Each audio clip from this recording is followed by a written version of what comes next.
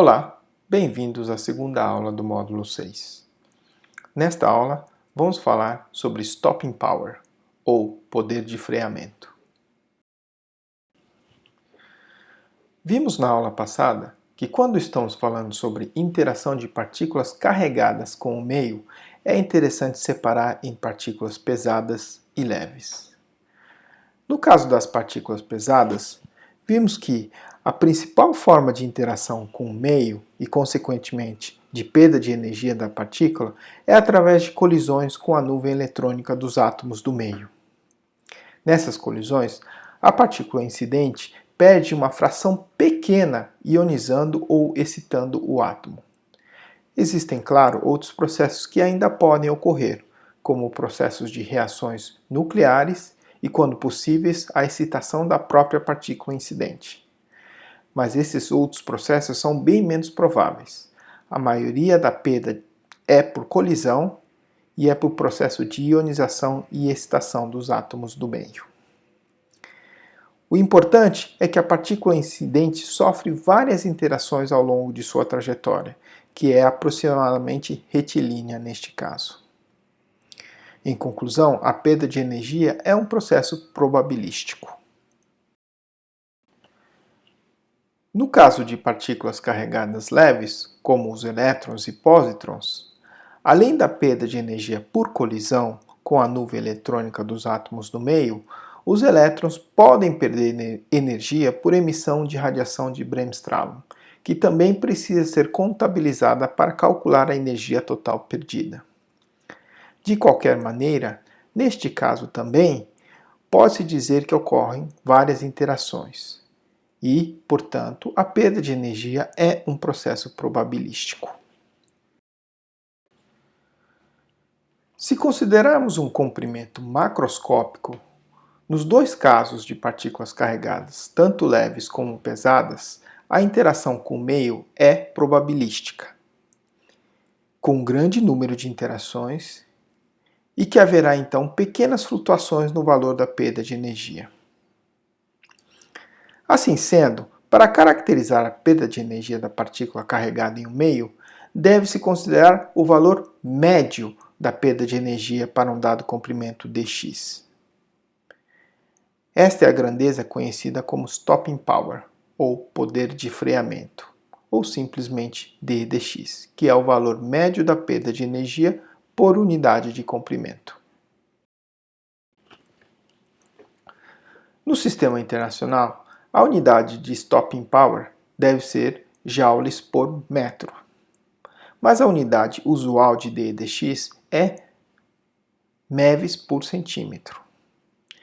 Importante destacar que o valor de d dx irá depender da energia e da carga da partícula incidente e das características do meio. Mas, conhecendo-se a forma da função de d dx, é possível então calcular a quantidade de energia depositada no meio utilizando essa expressão. dE igual a dx vezes d dx. Ou, para se ter a energia total depositada, deve-se integrar a função d dx em função de dx.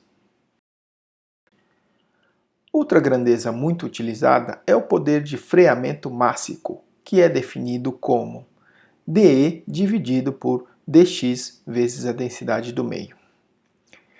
Isso porque, muitas vezes, o comprimento que a radiação atravessa um meio é dado em densidade vezes o comprimento. Então, neste caso, o poder de freamento mássico tem unidade de MeVs vezes centímetro ao quadrado dividido por gramas, e o comprimento é medido em gramas por centímetro quadrado. Como já dissemos, o stopping power irá depender da energia e da carga da partícula incidente e das características do meio. Em vista disso, é interessante termos uma fórmula que nos permita obter o stopping power para diferentes partículas e meios. A fórmula de Bethe-Bloch é uma expressão para calcular o stopping power de uma partícula carregada em um meio uniforme. Ela é deduzida considerando a transferência de energia da partícula incidente para o meio, parametrizado pela transferência quantizada de momento. A fórmula parece complicada, mas não é. Vamos dividir ela em partes. A primeira parte corresponde às características da partícula incidente, a carga e a velocidade beta dela. O ME na fórmula é a massa do elétron. Note que não existe dependência com a massa da partícula incidente. A dependência com a carga é óbvia, z². Portanto, quanto maior o z da partícula incidente, maior será a perda de energia. Já a variação de d dx com a velocidade da partícula beta não é trivial e tem uma dependência que não é monotônica. A principal dependência em relação ao meio aparece na forma de z sobre a, que é uma razão que diminui suavemente à medida que o z aumenta. A dependência com o meio está também no potencial médio de excitação, o I, que representa a energia média gasta para ionizar ou excitar o átomo do meio. No caso de um gás de hidrogênio, o potencial médio de excitação é de aproximadamente 19 eletronvolts. No caso da água, este valor é de aproximadamente 75 eletronvolts. Por fim, dentro do argumento do logaritmo natural Ln, existe também a energia máxima que pode ser transferida em uma colisão. Este parâmetro muda muito se a partícula incidente for um próton ou um elétron.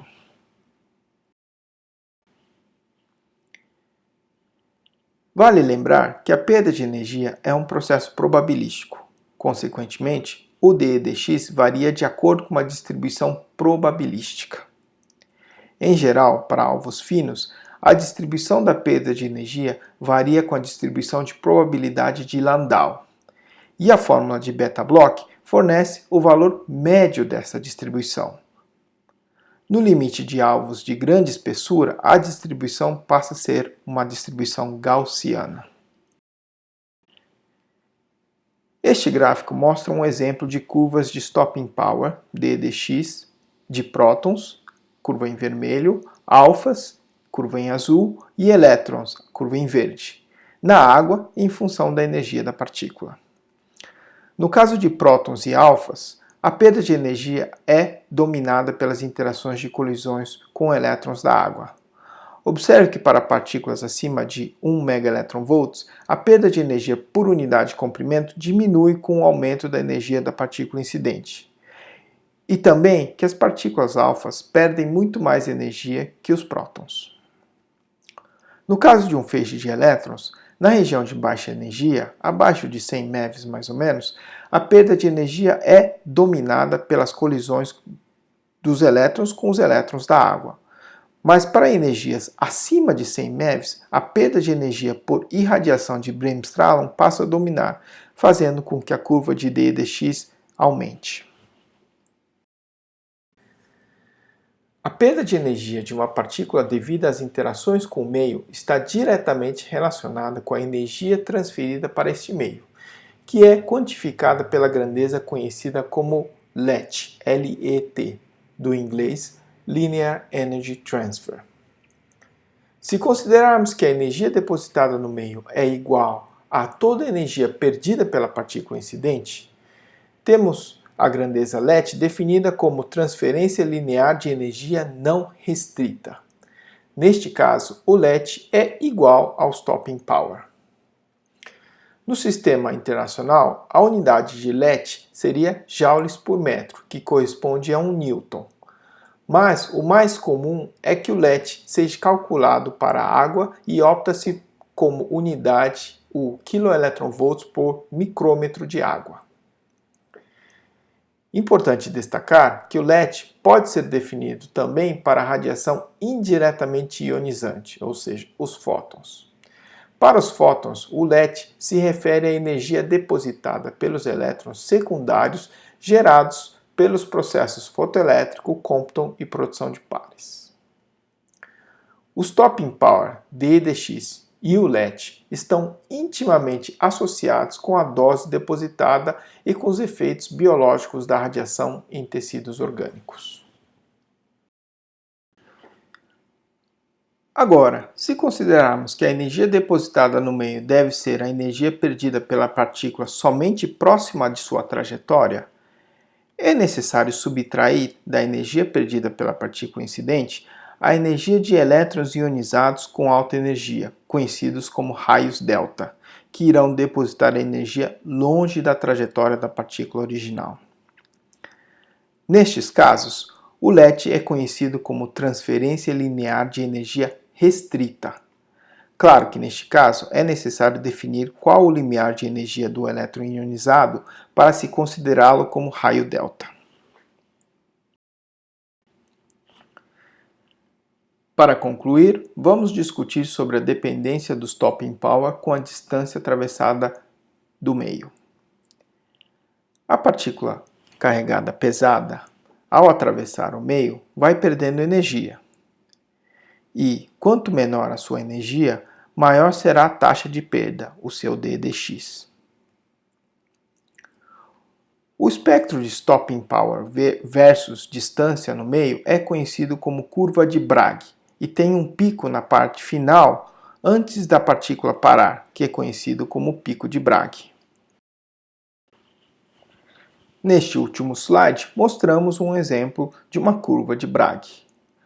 A curva vermelha equivale à energia depositada por unidade de comprimento na água quando uma cuba de água é bombardeada por um feixe de prótons com energia inicial de 150 MeVs. Para comparação, a curva azul equivale à mesma grandeza quando um feixe de fótons de 6 MeVs incide sobre o mesmo volume de água. Observe que as curvas para prótons e fótons são bem diferentes. A deposição de energia no caso do feixe de prótons tem um pico de deposição de energia quase no final da trajetória. Este é o pico conhecido como pico de Bragg. Essa característica de deposição de energia localizada no final da trajetória de partículas carregadas pesadas tem sido utilizada em tratamentos de radioterapia, conhecidos como hadronterapia ou protonterapia.